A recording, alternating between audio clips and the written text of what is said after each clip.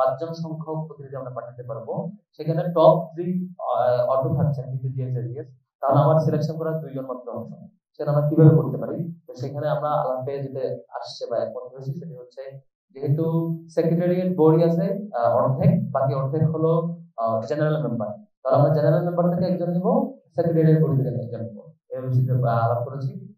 এবং সিদ্ধান্ত হয়েছে জেনারেল মেম্বার যেহেতু সবাই জেনারেল মেম্বার, এখানে কম্পিটিশন করা কঠিন। তো যিনি বেশি ভোট পেয়েছেন, সবচাইতে বেশি সর্বাধিক, তাকেই আমরা সিনেটে প্রতিনিধি হিসেবে পাঠাচ্ছি। তিনি হচ্ছে সাজিবুল নাথ তামান্না। আর আর হচ্ছে সেক্রেটারিয়েট বডিতে কাকে করা যায় সেক্ষেত্রে আলাপ হচ্ছে বাকি 4 জন যেহেতু ঠিক হয়ে গেছে। একজন এমন হওয়া দরকার যে একদম এককভাবে বা সবকিছুতে অনাবাসিক শিক্ষার্থীদের প্রবলেমগুলোর জন্য তিনি দায়বদ্ধ। এই বিষয়গুলো দেখবেন, যেহেতু হল সংসদে অলরেডি হলের আবাসিক শিক্ষার্থীর জন্য দেখবেন, অনাবাসিক শিক্ষার্থীরা এই জন্য বেশি প্রবলেম ফেস করে। আমরা সকল অনাবাসিক শিক্ষার্থী বাস কমিটি তাদের সাথে বসে ওনাদের প্রত্যাশার জায়গা এটা ছিল যে সব জায়গায় তাদের প্রতিনিধি থাকবে।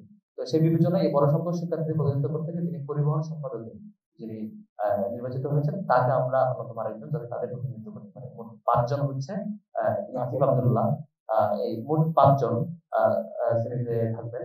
বিপিজিএস এজিএস আর হচ্ছে পরিবহনে যিনি নির্বাচিত হয়েছেন আসিফ আব্দুল্লাহ, জেনারেল মেম্বার যিনি সর্বোচ্চ ভোট পেয়েছেন সাজিবুল নাথ তামান্না। এই 5 জন হচ্ছে সিনেট। আমি আশা করি সাংবাদিক ক্লিয়ার করতে পেরেছি।